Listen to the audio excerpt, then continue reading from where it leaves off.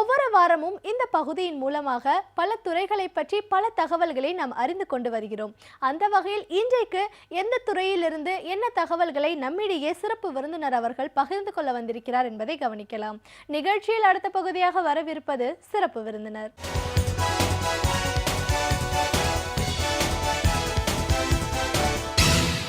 வணக்கம் நேயர்களே, விடியலே வா நிகழ்ச்சியின் சிறப்பு விருந்தினருக்கான நேரம் இது. இன்றைய சிறப்பு விருந்தினர் நரம்பியல் மற்றும் மனோதத்துவ மருத்துவர் டாக்டர் என்னப்படம் எஸ் கிருஷ்ணமூர்த்தி. ஒரு நரம்பியல் மனோதத்துவ மருத்துவர் அப்படிங்கிற முறையில் இன்னைக்கு குழந்தைகள் சார்ந்த பிரச்சனை, நரம்பு மண்டலத்தில் ஒரு கோளாறு அப்படின்னு வரும்போது குழந்தைங்களுக்கு என்ன மாதிரியான ஒரு பிரச்சனைகள் வர்றதுக்கு வாய்ப்பு இருக்கு, அதுக்கு இன்னைக்கு இருக்கிற சிகிச்சை முறைகள் அப்படின்னு பார்த்தோன்னா எப்படிப்பட்ட ஒரு சிகிச்சை முறைமா இவங்களை சரி பண்றதுக்கான வாய்ப்புகள் அதிகமாக இருக்குன்னு பல விஷயங்களை கருத்துக்களை நம்ம டாக்டர் கிட்ட கேட்டு தெரிஞ்சுக்கலாம். வணக்கம் டாக்டர். வணக்கம். நரம்பியல் மற்றும் மனோதத்துவ மருத்துவரா முதல்ல எங்கள் நிகழ்ச்சிக்கு உங்களை நாங்கள் வரவேற்கிறோம் சார். நரம்பியல் அப்படின்னு சொல்லும்போது நரம்பு சார்ந்த கோளாறு, மூளை பாதிப்பு அப்படின்னு வரும்போது ஒரு பெரிய ஒரு பாதிப்பு, அவங்களுடைய வாழ்க்கையே ஒரு செயலிழந்து போகக்கூடிய ஒரு சூழலை நம்ம பார்த்துட்டு இருக்கோம். அதுலேயும் இன்னும் குழந்தைகள் அப்படின்னு வரும்போது ஒரு குறைபாடோட குழந்தைகள் பிறக்கும்போது அவங்களுக்கான ஒரு பிரச்சனை அப்படின்னு பார்க்கும்போது ஒரு பெரிய கேள்விக்குறி, அந்த குடும்பத்துக்கும் சரி அந்த குழந்தைக்கும் சரி அவங்கள ஒரு இயல்பான நிலைக்கு கொண்டு வருது அப்படிங்கிறது ஒரு பெரிய கேள்விக்குறின்னு சொல்லலாம்.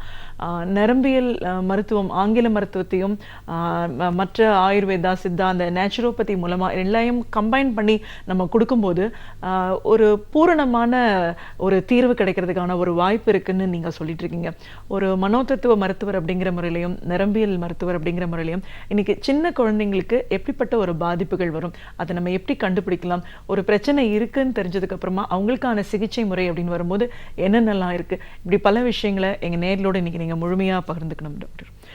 முதல்ல இப்போ நரம்பு மண்டலம் பாதிப்பு, மூளை பாதிப்பு அப்படின்னு வரும்போது இது எந்த காலகட்டத்தில் தெரிய வரும்? ஒரு குழந்தை பிறக்கும் போதேவா, இல்ல வயிற்றில் இருக்கும் போதேவா, பிறந்த உடனே என்ன மாதிரியான ஒரு பிரச்சனைகளோட குழந்தைகள் பிறக்கிறாங்க?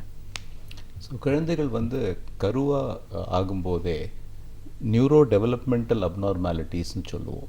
அதுக்கு தான் இப்போ அல்ட்ராசவுண்ட் ஸ்கேனிங் பண்ணிக்கணும், ரொம்ப முக்கியம். ப்ரெக்னென்சியில் இந்த டைமில் பண்ணணும்னு சொல்கிறது காரணமே. ஸோ டியூரிங் த ப்ரெக்னென்சி டைம்லேயே கண்டுபிடிக்கிறதுக்கு வாய்ப்பு இருக்குது. அது மைல்டாக இருக்கலாம், சிவியராகவும் இருக்கலாம். அதை பேஸ் பண்ணி ஆக்ஷன்ஸ் டாக்டர்ஸ் ரெக்கமெண்ட் பண்ணுவாங்க.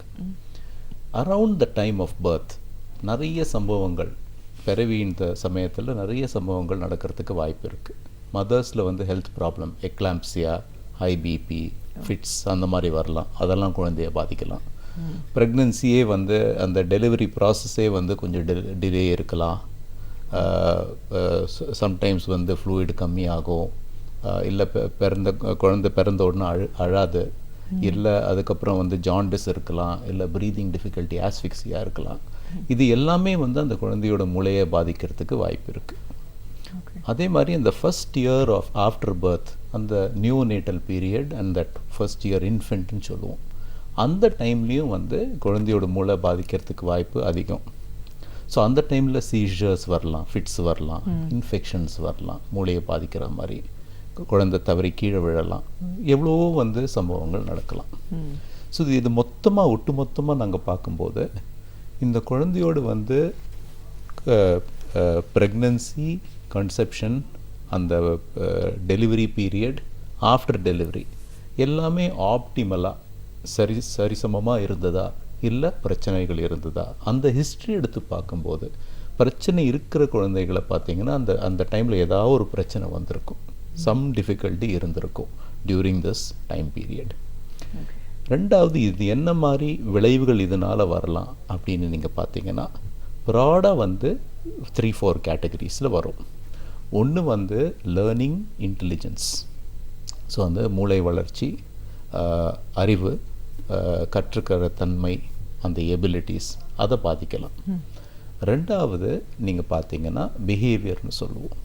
ஸோ சில குழந்தைங்களுக்கு ஹைப்பர் ஆக்டிவிட்டி ரொம்ப இருக்கும், சில குழந்தைங்களுக்கு ரொம்ப தேவையில்லாமல் அழுதுகிட்டே இருக்கும், டெம்பர் டேண்ட்ரம்ஸ் ரொம்ப இருக்கும், கண்ட்ரோலே பண்ண முடியாமல் இருக்கும். அந்த மாதிரியெல்லாம் ஆங்கர், கோபம் வருது, இரிட்டபிலிட்டி, இந்த மாதிரி சிம்டம்ஸ் இருக்கிறதுக்கு வாய்ப்பு இருக்குது. அது பிஹேவியரல் சிம்டம்ஸ். அப்புறம் இமோஷ்னல் எக்ஸ்பிரஷன், சோஷியலைசேஷன்னு சொல்லுவோம். குழந்தை வந்து எல்லா குழந்தைகளையுமே ஒரு ஏர்லி ஏஜ்லேயே வந்து ஒரு சோஷியல் ஸ்மைல், ஒருத்தரை பார்க்கும்போது சிரிக்கிறது, மதர் அண்ட் ஃபாதரை ரெக்கக்னைஸ் பண்ணுறது, நார்மலாக வந்து அந்த சோஷியல் பாண்டிங்க்கு ஒரு இன்ட்ரெஸ்ட் காட்டுறது, கட்டிக்கிறதுக்கு ஒரு இன்ட்ரெஸ்ட் காட்டுறது, அஃபெக்ஷன் காமிக்கிற ஒரு இன்ட்ரெஸ்ட் காட்டுறது, அதெல்லாம் வந்து அந்த இமோஷ்னல் சோஷியலைசேஷன் அதில் வரும். ஸோ இந்த மாதிரி டிஃப்ரெண்ட் இது எல்லாமே வந்து மூளையோட எக்ஸ்ப்ரெஷன்ஸ் தான். ஸோ ஒரு குழந்தைக்கு பாதிப்புன்னு வரும்போது இந்த டிஃப்ரெண்ட் வேஸில் வந்து ஒரு குழந்தை பாதிக்கப்படலாம். இது வந்து நம்ம ஃபாலோ பண்ணிட்டு வரும்போது மைல் ஸ்டோன்ஸ் ஆஃப் டெவலப்மெண்ட் நார்மலாக இருக்கா, குழந்தையோட பிஹேவியர் நார்மலாக இருக்கா, குழந்தை மற்றவங்களோட இன்ட்ராக்ட் பண்ணுறது நார்மலாக இருக்கா, ஃபிசிக்கலி மோட்டார் ஆக்டிவிட்டி, ஒரு வயசில் குழந்தை கவுந்து படுக்கணும்னு சொல்லுவோம், ஒரு வயசில் வந்து முட்டியில் மூவ் பண்ணணும்னு சொல்லுவோம், உட்காரணும்னு ஃபீல் பண்ணுவோம், நிற்கணும்னு ஃபீல் பண்ணுவோம், நடக்கணும்னு ஃபீல் பண்ணுவோம். இந்த மைல் ஸ்டோன்ஸ் நார்மலாக டெவலப் ஆகுது. இது எல்லாமே வந்து மூளையோட ஃபங்க்ஷன்ஸ். இது எல்லாமே இதில் பிரச்சனைகள், எதில் ஒரு பிரச்சனை இருந்தாலும் அது மூளையில் ஏதோ ஒரு பாதிப்போடு அறிகுறியாக இருக்கலாம். இது நம்ம ஞாபகம் வச்சுக்கிறது ரொம்ப முக்கியம். ஸோ நரம்பு மண்டலத்தில் அது கன்செப்ஷன் ஸ்டேஜ்லேருந்து டெலிவரி ஆகி அந்த ஃபஸ்ட் இயர் வரைக்கும் எந்த ஸ்டேஜில் வேணால் பாதிப்புகள் வர்றதுக்கு வாய்ப்பு இருக்குன்னு சொல்லியிருக்கீங்க. இப்போ பாதிப்பு அப்படின்னா என்ன மாதிரியான ஒரு பாதிப்புகள் வரும், என்ன மாதிரியான நம்ம வந்து இது ஒரு நோய் அப்படின்னு சொல்கிறோமே, என்ன வரதுக்கு வாய்ப்பு இருக்குது? ஸோ சில பாதிப்புகள் நம்ம பார்க்கும்போது நமக்கே அது வந்து நோயின்னு வந்து ஒரு டவுட்டே இருக்காது. ஃபார் எக்ஸாம்பிள் ஃபிட்ஸ் இல்லை சீஷர்ஸ் ஒரு குழந்தைக்கு வரும்போது எபிலெப்சின்னு சொல்லுவோம். அது ஒரு பிரச்சனை. கண்டிப்பாக வந்து நம்ம டாக்டரோட ஹெல்ப் அணையணும், அதுக்கு ட்ரீட்மெண்ட் வேணும். அதே மாதிரி ரொம்ப high fever, brain fever, infections இது மாதிரி வரும்போது வி நோ டெஃபினெட்லி இது ஒரு பிரச்சனை அப்படின்னு சொல்லிட்டு. அதே மாதிரி வந்து ஒரு child has a head injury, கீழே விழுந்து அடிபட்டுக்குது, பலத்தை அடிப்படுது தலையில், we know that help is required. But அந்த மாதிரி சந்தர்ப்ப சூழ்நிலைகளை விட்டுட்டிங்கன்னா பெரும்பாலும் வந்து பேரண்ட்ஸுக்கு சில திங்ஸ் ப்ராப்ளம்ஸ்னு they don't recognise. Not just அந்த first year, we are now talking அந்த 3rd to 4th இயர் அந்த ஏஜுக்குள்ளே, ஸ்கூலுக்கு போகிறதுக்கு அந்த ஏஜுக்குள்ளே we are talking about things. அந்த டைமில் நீங்கள் பார்த்தீங்கன்னா ஹைப்பர் ஆக்டிவிட்டி, நிறைய சில்ட்ரன் வந்து கொஞ்சம் துருத்துருன்னு இருக்கும், அது டிஃப்ரெண்ட். ஒரு ஹைப்பர் ஆக்டிவ் சைல்டுன்னு நம்ம சொல்லும்போது இது எப்படா அந்த குழந்தை குவைட்டாக இருக்கும்னு ஒரு ஃபீலிங் வந்துடும். ஏதோ ஒரு ரேடியோ ஆஃப் பண்ணுற மாதிரி கொஞ்ச நேரத்துக்கு ஒன்று ஆஃப் பண்ண முடியாதா அப்படின்னு ஒரு பேரண்ட்ஸ்கிட்ட ஒரு ஃபீலிங் வரும். ரொம்ப டிஸ்ரப்டிவ் பிஹேவியர் நிறைய இருக்கும். திங்ஸை போட்டு உடைக்கிறது, இல்லை டேஞ்சரே தெரியாமல் வந்து ஆக்ட் பண்ணுறது, கீழே விட்டால் டக்குன்னு போய் ஏதோ செஞ்சிடுறது, இதெல்லாம் வந்து அந்த ஹைப்பர் ஆக்டிவிட்டியோட அறிகுறிகள். அதில் அந்த குழந்தைங்களுக்கு கவனக்குறைவும் கம்மியாக இருக்கும். நம்ம பேசும்போது கேட்டுக்காத மாதிரி இருப்பாங்க, கூப்பிட்டா வந்து உடனே பதில் சொல்ல மாட்டாங்க. So attention deficit and hyper activity இது ஒரு ப்ராப்ளம். இது வந்து மெனி பேரண்ட்ஸ் வந்து ப்ராப்ளம்னு ரெக்கக்னைஸ் பண்ண மாட்டாங்க அன்டில் அ சர்டன் ஏஜ். இல்லை ஸ்கூலுக்கு போய் ஸ்கூலில் தே வில் சே இந்த குழந்தையோட எங்களால் வந்து மேனேஜ் பண்ண முடியல அப்படின்னு சொல்லும்போது தான் பேரண்ட்ஸ் அது ஒரு ப்ராப்ளமாக இருக்குமோ அப்படின்னு. இன்னொரு பிரச்சனை லாங்குவேஜ் டெவலப்மெண்ட், ஸ்பீச் டெவலப்மெண்ட். இது நீங்கள் பார்த்தீங்கன்னா வந்து அது நிறைய வேரி ஆகலாம். எல்லாருக்குமே வந்து ஃபஸ்ட்டு 1.5 இயர்ஸில் ஸ்பீச் வரணும்னு அவசியம் கிடையாது. 3 இயர்ஸில் கூட வரும், 4 இயர்ஸில் கூட வரும். ஆனால் அந்த மாதிரி டிலே ஆகும்போது அதோட வந்து சர்டன் அடிஷ்னல் ஃபீச்சர்ஸ் இருக்கான்னு பார்க்குறது ரொம்ப முக்கியம். ஃபார் எக்ஸாம்பிள் வந்து இந்த நான் சொன்னேன் இல்லையா, அந்த சோஷியலைசேஷன், கண்ணுக்கு கண்ணு பார்க்குறது, சோஷியலாக ஸ்மைல் பண்ணுறது, அஃபெக்ஷனை ரிசீவ் பண்ண தெரியுறது, பாசத்தை ரிசீவ் பண்ண தெரியுது, பாசத்தை கொடுக்க தெரியுறது, இன்னொருத்தரோட விளையாட தெரியுது, கேம்ஸ் விளையாட, சின்ன சின்ன கேம்ஸ், ஒரு பாலை தூக்கி போட்டால் திருப்பி தூக்கி போடணும் அப்படின்னு தெரியுறது. இதெல்லாம் வந்து லாங்குவேஜ் டெவலப்மெண்ட்டும் ஸ்லோவாக இருந்து இதெல்லாமும் பாதிக்கப்பட்டதுன்னா தென் நம்ம ஆட்டிஸ்டிக் ஸ்பெக்ட்ரம் டிஸார்டர் அந்த மாதிரி கண்டிஷன்ஸ் இருக்குமோன்னு நம்ம சஸ்பெக்ட் பண்ணணும். ஸோ லாங்குவேஜ் டெவலப்மெண்ட்டை பற்றி பேரண்ட்ஸ் நார்மலி வரி பண்ணுவாங்க. அதோடு இந்த மாதிரி ஃபீச்சர்ஸ் இருந்தால் ஆட்டிஸ்டிக் ஸ்பெக்ட்ரம் இருக்கான்னு பார்க்கணும். சம் சில்ட்ரன் வந்து பிறவிலேருந்தே வந்து கொஞ்சம் ஊனத்தோடு பிறந்துருவாங்க. ஒரு பாகம் கொஞ்சம் வீக்காக இருக்கும், இல்லை கால் மட்டும் கொஞ்சம் வீக்காக இருக்கும். அஃப்கோர்ஸ் அந்த மாதிரி சில்ட்ரன் வந்து பேரண்ட்ஸ் பெரும்பாலும் சீக்கிரமாகவே வந்து டாக்டர்ஸ்ட்டை கூட்டிகிட்டு வருவாங்க. பட் அதுவும் வந்து நெக்லெக்ட் ஆகிறதுக்கு வாய்ப்பு இருக்குது. அதே மாதிரி சம் சில்ட்ரனாக கொஞ்சம் ஸ்லோவாக இருப்பாங்க, டல்லாக இருப்பாங்க, அண்டர்ஸ்டாண்டிங் இருக்காது. அது வந்து இன்டலெக்சுவல் இம்பேர்மெண்ட் இல்லை மென்டல் ரிட்டார்டேஷன் அப்படின்னு சொல்லுவோம். அந்த மாதிரி பிரச்சனைகளும் வந்து நம்ம இது குவைட் சைல்டு போல் அப்படின்னு நம்ம வந்து தள்ளி போடுறதுக்கு வாய்ப்பு இருக்குது. ஏன்னா எல்லாருக்குமே வந்து தான் குழந்தைக்கு பிரச்சனை இருக்குதுன்னு ஒரு அக்னாலேஜ் பண்ணுறதுக்கு இல்லை அதை ரெக்கக்னைஸ் பண்ணிக்கிறதுக்கோ அதை டயக்னோஸ் பண்ணுறதுக்கோ ஒரு தயக்கம் இருக்கிறது ரொம்ப நார்மல் தான். அதனால் நம்ம டிலே பண்ணுவோம். கண்டிப்பாக சார். இப்போ நீங்கள் பிரச்சனைகள் அப்படின்னு சொல்லும்போது 3 விதமான ப்ராப்ளம்ஸ் சொல்லியிருக்கீங்க. ஸோ நம்ம ஒன்று பற்றியும் விரிவாக பேசலாம். இந்த ஹைப்பர் ஆக்டிவிட்டி சொல்லியிருக்கீங்க பார்த்தீங்கன்னா, ஸோ இப்போ ஒரு ஹைப்பர் ஆக்டிவ் சைல்டை நார்மலாக இருக்கிற துரு இருக்கிற பசங்கள்லேருந்து ஒரு ப்ராப்ளமேட்டிக் கிட்ட ஃபஸ்ட்டு எப்படி ஐடென்டிஃபை பண்ணுறது? ஒரு பிரச்சனை இருக்குன்னு மருத்துவர்கிட்ட போய் பார்த்து இவங்களுக்கு இது ஹைப்பர் ஆக்டிவ் சைல்டுன்னு நம்ம தெரிஞ்சப்புறம் எப்படி ட்ரீட் பண்ணுறோம்? ரைட்.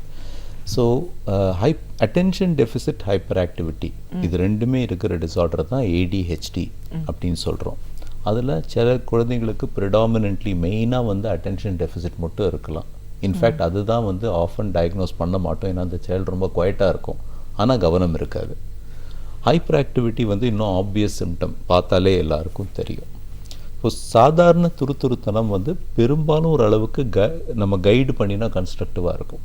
ஸோ அந்த மாதிரி துருத்தனம் இருக்கிற சைல்டை வந்து நம்ம ஒரு ஆக்டிவிட்டியில் எங்கேஜ் பண்ணி நம்ம வெல் எங்கேஜாக வச்சோன்னா இந்த சைல்டு ஆஃபன் அந்த ஆக்டிவிட்டியில் ஒரு என்கேஜ்மெண்ட் காட்டும், அதில் ஒரு ஃபோக்கஸ் காமிக்க முடியும்.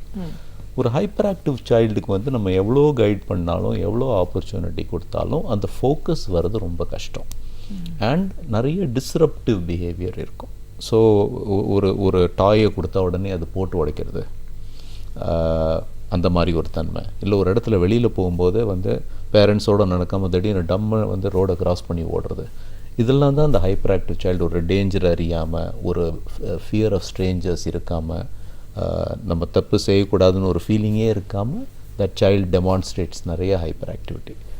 சச் சில்ட்ரன் ஸ்கூலில் நீங்கள் பார்த்தீங்கன்னா அடிக்கடி they will get into trouble. ஒரு இடத்துல உட்கார மாட்டாங்க, கிளாஸுக்கு என்றைக்குமே ஆர்கனைஸ்டாக போக மாட்டாங்க.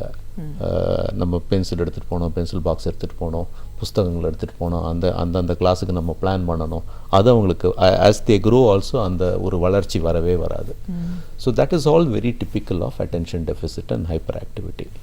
அந்த குழந்தைங்களை பார்த்தீங்கன்னா ரொம்ப பேசும்போது இன்டெலிஜெண்ட்டாக இருக்கலாம், நம்ம என்கேஜ் பண்ணும்போது ரொம்ப குயிக்காக வந்து புரிஞ்சுக்கிற மாதிரி கூட இருக்கலாம். ஆனால் பர்ஃபார்மன்ஸ்னு வரும்போது பர்ஃபார்மன்ஸ் நல்லா இல்லாமல் போகிறதுக்கு வாய்ப்பு இருக்குது. அண்ட் ஸோ அவங்க academic performance is one thing. அடிக்கடி அவங்க வந்து பேரண்ட்ஸ் டாக்டர்கிட்ட கூட்டிகிட்டு வர காரணம் வந்து அந்த அகாடமிக் பர்ஃபார்மன்ஸ்க்காக. ஏன் இந்த குழந்தைக்கு எல்லாமே புரிகிற மாதிரி இருக்குது, பட் எதுவுமே சரியாக எக்ஸாமில் வரும்போது பதில் சொல்கிறதில்ல, இல்லை ஒரு கொஸ்டின் வரும்போது சரியாக பதில் சொல்கிறதில்ல அப்படின்னு ஒரு கன்சர்ன் வரதுக்கு வாய்ப்பு இருக்குது. இந்த சில்ட்ரனுக்கு வந்து ஒரு 20% ADHD இருக்கிற சில்ட்ரனுக்கு டிஸ்லெக்ஸியா, தட் இஸ் வார்த்தைகளை லெட்டர்ஸ் நம்பர்ஸ் இதெல்லாம் புரிஞ்சுக்கிற ஒரு தன்மை வந்து குறைவாக இருக்கிறது. ஸோ அதை வந்து அதில் நிறைய மிஸ்டேக் பண்ணுறது, நிறைய ஸ்பெல்லிங் மிஸ்டேக் பண்ணுறது, இந்த ஆன்சர் ஷீட்டில் நிறைய ஸ்பெல்லிங் மிஸ்டேக் பண்ணுறது, இந்த தன்மைகள் அதிகமாக இருக்கிறதுக்கு நிறைய வாய்ப்பு உண்டு. அந்த டிஸ்லெக்ஸியா கோமார்பிட் அந்த ADHDயோட டிஸ்லெக்ஸியா சேர்ந்து இருக்கும்போது அந்த மாதிரி பிரச்சனைகளும் வரும். இதுக்கு ட்ரீட்மெண்ட்னு நீங்கள் பார்த்தீங்கன்னா மெடிகேஷன் இருக்குது. Different types of medicines are there. இப்போது வந்து பெரும்பாலும் நம்ம வந்து 2 to 3 different types of medicines we are using இந்த மாதிரி சில்ட்ரனுக்கு ஹெல்ப் பண்ணுறதுக்கு. பட் எல்லாருக்குமே மெடிசன் வேணும்னு அவசியம் கிடையாது. அது இட் இஸ் அ ஜட்ஜ்மெண்ட், ஒரு குழந்தையை பார்த்துட்டு நம்ம டிசைட் பண்ணணும். அதே மாதிரி தெரப்பின்னு சொல்லும்போது இந்த மாதிரி சில்ட்ரனுக்கு behaviour modification, some remedial education இதெல்லாம் வந்து தேவைப்படும். இதுக்காக they have to go to a behavior therapist or they have to go to a special educator இல்லை ஒரு occupational therapist. இந்த மாதிரி தெரப்பி கொடுக்குறவங்கள்ட்ட இவங்க ரெகுலராக ஆஃப்டர் ஸ்கூல் அட்டென்ட் பண்ணுறது ரொம்ப முக்கியம். இந்த மாதிரி சில்ட்ரன் ஜென்ரலாக வந்து அகாடமிக்கலி ரொம்ப பேக்வேர்டாக இருக்கணும்னு அவசியமே கிடையாது. That they will be able to கிளாஸோட ஒரு லெவலில் இருப்பாங்க. But they may require lot of help after school. So அவங்களோட பேஷண்ட்டாக வந்து ஒர்க் பண்ணுற எபிலிட்டி இருக்கணும். சாய்ஸ் ஆஃப் மெடிசன் நாங்கள் எப்படி வந்து வி டிசைட்னா, இஃப் அ தெரப்பிஸ்ட் வந்து எங்களால் இவங்களோட வேலையே பண்ண முடியாது, அந்த அளவுக்கு அவன் ஹைப்பர் ஆக்டிவாக இருக்கான், டிஸ்ரப்டிவாக இருக்கான் அப்படின்னு சொல்லும்போது கண்டிப்பாக அந்த சைல்டுக்கு மெடிகேஷன் மேபி ரெக்வயர்ட். அவன் கொஞ்சம் குவைட் அண்ட் டவுன் பண்ணினா தான் அந்த child will be able to participate in therapy. So that's one way. நாங்கள் டீமாக ஒர்க் பண்ணும்போது that's one way of deciding whether a child needs medication or not.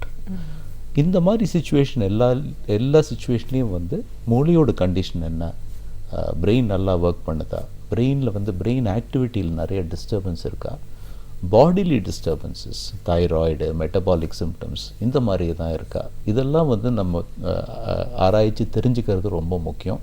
ஏன்னா treatment also is affected by that knowledge. அதை தெரிஞ்சுக்கிட்டு தான் நம்ம வந்து treatment plan பண்ணுறோம். ஸோ ஒரு தரோ evaluation, psychological evaluation, intelligence evaluation, blood tests, brain scans, EEG, இதெல்லாம் வந்து many of these children will require to understand what needs to be done. Okay, autism அப்படிங்கிறது என்ன, இந்த பாதிப்பு வந்து எப்படி ஏற்படுது, இதை நம்ம ஐடென்டிஃபை பண்ணுறதுக்கே அந்த ஸ்டேஜில் இருந்தே நம்ம ஒரு டாக்டரை கன்சல்ட் பண்ண வேண்டிய அவசியம் என்ன? ஸோ நீங்கள் ஆட்டிசம்னு பார்த்தீங்கன்னா இப்போ அதை பற்றி நிறைய ஒரு பேச்சுள்ள ஒரு கண்டிஷன். அது கவர்மெண்ட் ஆல்சோ அதை வந்து ஒரு மேஜர் டிசபிலிட்டியாக இப்போ ரெக்கக்னைஸ் பண்ணுறாங்க. ரிசர்ச்சில் என்ன தெரிய வருதுன்னா ஆட்டிசம்க்கு வந்து நிறைய பிரெயின் இன்வால்மெண்ட் இருக்கிறது தெரிய வருது. இந்த ஆட்டிஸ்டிக் சில்ட்ரனோட பிரெயின் ஸ்கேன்ஸை ஸ்டடி பண்ணும்போது ஃபஸ்ட்டு இயரில் பிரெயின் ரொம்ப ஃபாஸ்ட்டாக வளர்ந்து அதுக்கப்புறம் அந்த வளர்ச்சி நின்று போகிற மாதிரி சில எவிடன்சஸ் ஆர் தேர்.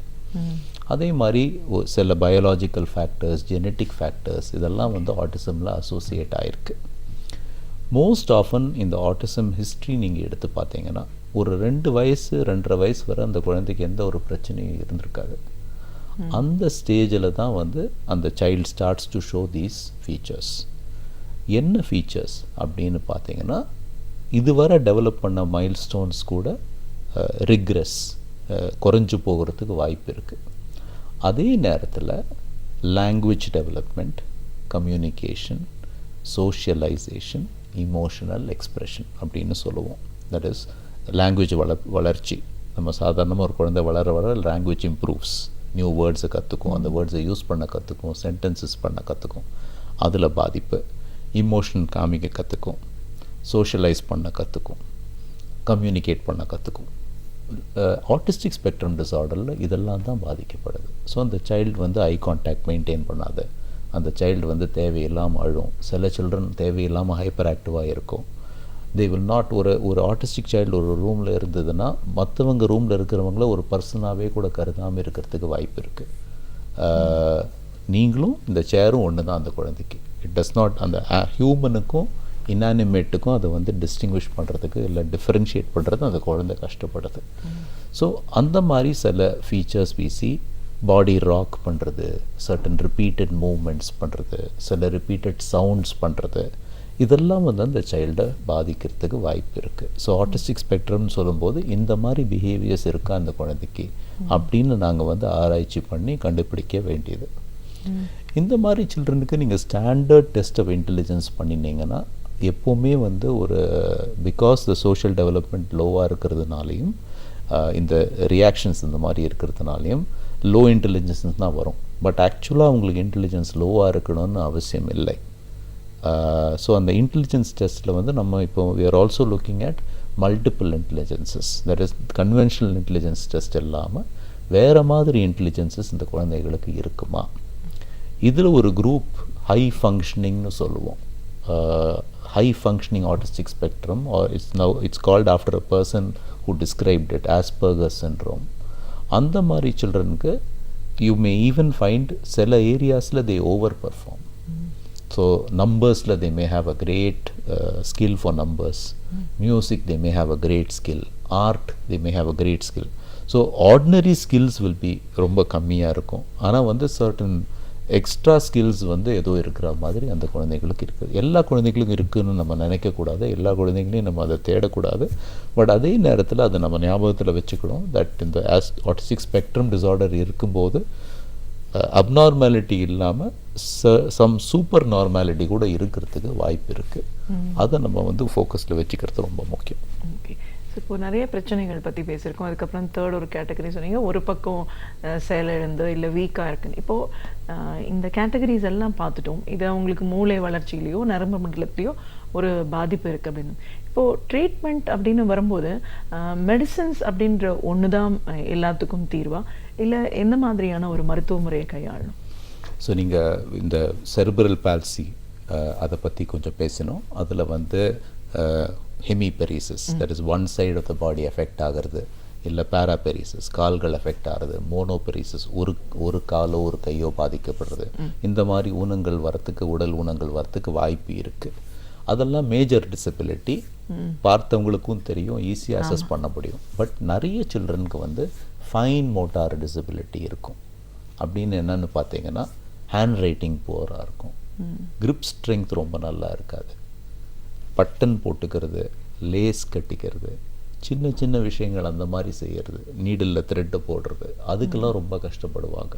கிராஸ் ஆக்டிவிட்டீஸ் பண்ண முடியும், ஃபைன் ஆக்டிவிட்டீஸ் அவ்வளோ நல்லா இருக்காது. அந்த சில்ட்ரன் வந்து கிளம்ஸியாகவும் இருக்கும். தட் இஸ் கொஞ்சம் ஒரு கிளைம் பண்ணுன்னு சொன்னால் கொஞ்சம் கஷ்டப்படுவாங்க, ரன் பண்ணுன்னு சொன்னால் அவ்வளோ ஃபாஸ்ட்டாக ரன் பண்ண முடியாது மற்ற சில்ட்ரன் மாதிரி. ஸோ லிட்டில் பிட் கிளம்ஸினஸ், திங்ஸை ட்ராப் பண்ணுறது, இது வந்து நாங்கள் வந்து மினிமல் பிரெயின் டிஸ்ஃபங்க்ஷன் ஓல்ட் டேஸில் இந்த மாதிரி சில்ட்ரன் நிறைய பேர் வந்து ரெகுலர் ஸ்கூலில் இருப்பாங்க. ஆனால் அவங்களுக்கு கொஞ்சம் அடிஷ்னல் ஹெல்ப், அடிஷ்னல் சப்போர்ட் வேண்டி இருக்கும். ட்ரீட்மெண்ட்டுன்னு நீங்கள் பார்க்கும்போது நீங்கள் வந்து இந்த ஒரு டொமைனுக்கும் ட்ரீட்மெண்ட் தனியாக தேவைப்படும். ஸோ மெடிசனோட ரோல் என்னன்னு நீங்கள் பார்த்தீங்கன்னா, மெடிசன் வந்து அட்டென்ஷனை இம்ப்ரூவ் பண்ணலாம், மெடிசன் வந்து பிஹேவியரை ஸ்டெபிலைஸ் பண்ணலாம்.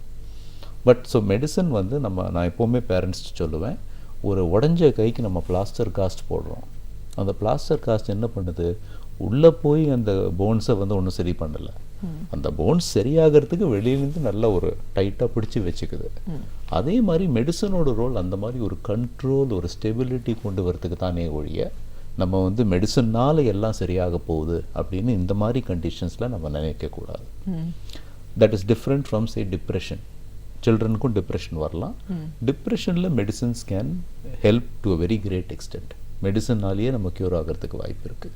பட் இந்த மாதிரி கண்டிஷன்ஸில் மெடிசனோட role is only stability. Each சைல்டுக்கு மெடிசன் தேவையான நம்ம ரொம்ப கேர்ஃபுல்லாக அனலைஸ் பண்ணி தெரிஞ்சுக்கிறது ரொம்ப முக்கியம். தேவையில்லாமல் எல்லாருக்கும் மெடிசன் ப்ரிஸ்கிரைப் பண்ணுறதும் நல்லதில்லை. அதே நேரத்தில் மெடிசனே கொடுக்கக்கூடாதுன்னு சில பேர் ஒத்த காலில் நிற்பாங்க, அதுவும் நல்லதில்லை. சரிங்களா? தேவை இருந்தால் கொடுக்கணும், என்ன மாதிரி மெடிசன் தேவையோ அதை கேர்ஃபுல்லாக திங்க் பண்ணி we have to prescribe. தெரப்பீஸ்னு நீங்கள் சொல்லும்போது ஃபிசிக்கலி பாதிக்கப்பட்ட குழந்தைங்களுக்கு physical therapy is required. Physiotherapy ரெகுலராக கொடுக்கறது ரொம்ப முக்கியம். அதுவும் இந்த செர்பல் பால்சி, இந்த ஃபைன் மோட்டார் டிசபிலிட்டி அந்த மாதிரி சில்ட்ரனுக்கு கொடுக்கறது ரொம்ப முக்கியம், அதை விட்டுறக்கூடாது. அதே மாதிரி occupational therapy is extremely important. எப்போனா இந்த ஃபைன் மோட்டார் ஸ்கில்ஸ் பாதிக்கப்படும் போது, இல்லை ஒரு குழந்தை வந்து சாதாரண ஆக்டிவிட்டீஸ் எப்படி செய்யணும் அப்படின்னு தெரியாமல் இருக்கிற ஒரு குழந்தைக்கு கற்றுக் கொடுக்கறதுக்கு அந்த occupational therapy is very important. Occupational therapy also results in some changes in behaviour, daily ஆக்டிவிட்டீஸில் இம்ப்ரூவ்மெண்ட், இதெல்லாம் வந்து அதில் கொண்டு வர முடியும். பிஹேவியர் மாடிஃபிகேஷன் சொல்லும்போது இட் இஸ் நாட் ஜஸ்ட் அந்த தெரப்பிஸ்ட் அந்த சைல்டோட வேலை பண்ணுறது மட்டும் இல்லை. ஏன்னா அந்த தெரப்பிஸ்ட் வந்து ஒரு வாரத்தில் 2 நாளோ 3 நாளோ அந்த சைல்டை பார்க்க போகிறாங்க, அதுவும் ஒன்றா இருக்குது. அதனால் அந்த தெரப்பிஸ்டோட impact is only to a certain level. அந்த தெரப்பிஸ்டோட அந்த skills it has to be passed on to a mother or to a father or to a grandmother. அந்த ஸ்கில்லை நம்ம ட்ரான்ஸ்ஃபர் பண்ணி அந்த same methods to be followed at home, அது அந்த structure to be brought in, அது ரொம்ப முக்கியம். இந்த மாதிரி சில்ட்ரனுக்கு ஸ்ட்ரக்சர், அந்த ஒரு நாள்னா இப்படி தான் இருக்கும், இந்தந்த டைமில் நம்ம இந்த ஆக்டிவிட்டீஸ் பண்ணுவோம், இந்தந்த ஆக்டிவிட்டியை இப்படி தான் பண்ணுவோம், அந்த ஸ்ட்ரக்சர் கொண்டு வர்றது ரொம்ப ரொம்ப முக்கியம். அதுக்கு வந்து it's a skill that parents கற்றுக்க வேண்டிய ஒரு ஸ்கில். ஜாயிண்ட் ஃபேமிலி சிஸ்டமில் இருக்கிறவங்களுக்கு அது ரொம்ப கஷ்டம். ஏன்னா வந்து எல்லாரையுமே ஒரே பேஜில் கொண்டு வர்றது வெரி டிஃபிகல்ட். ஸோ மதர் ஃபாதரை கன்வின்ஸ் பண்ணிடலாம், பட் சம்டைம்ஸ் கிராண்ட் ஃபாதர் கிராண்ட் மதரை கன்வின்ஸ் பண்ணுறது கஷ்டம். அந்த மாதிரி சில பிரச்சனைகள் வர்றதுக்கு வாய்ப்பு உண்டு. பட் இந்த மாதிரி ஸ்ட்ரக்சர் கொண்டு வரது இந்த சில்ட்ரனுக்கு ரொம்ப ரொம்ப முக்கியம். அது வந்து அவங்க பிஹேவியர் தெரப்பி, பிஹேவியர் மாடிஃபிகேஷனில் கொண்டு வர வேண்டியது.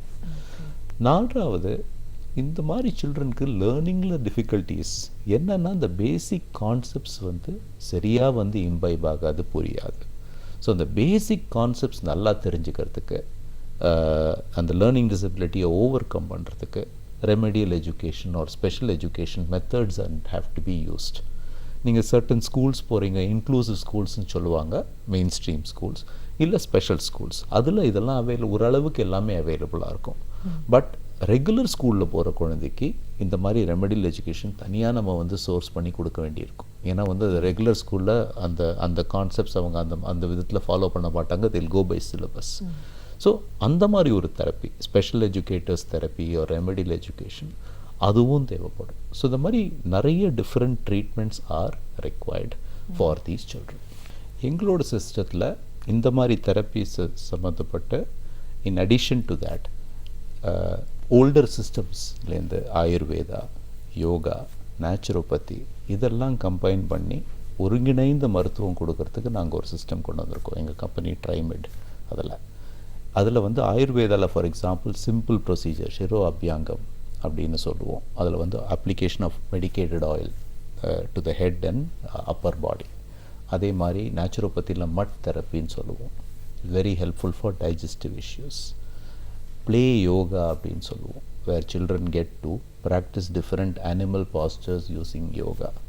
இந்த மாதிரி மெத்தட்ஸ் நாங்கள் கம்பைன் பண்ணும்போது, ஆல்சோ திங்ஸ் லைக் அக்யூப்ரெஷர் ஒரு ரிஃப்ளெக்ஸாலஜி, இதெல்லாம் கம்பைன் பண்ணும்போது we find a very good result in 3 areas. ஒன்று வந்து பிஹேவியர் இம்ப்ரூவ் ஆகுது குழந்தைகளுக்கு. ரெண்டாவது இந்த பெரும்பாலும் இந்த குழந்தைகளுக்கு sleep will be a problem, தூக்கம் இம்ப்ரூவ் ஆகுது.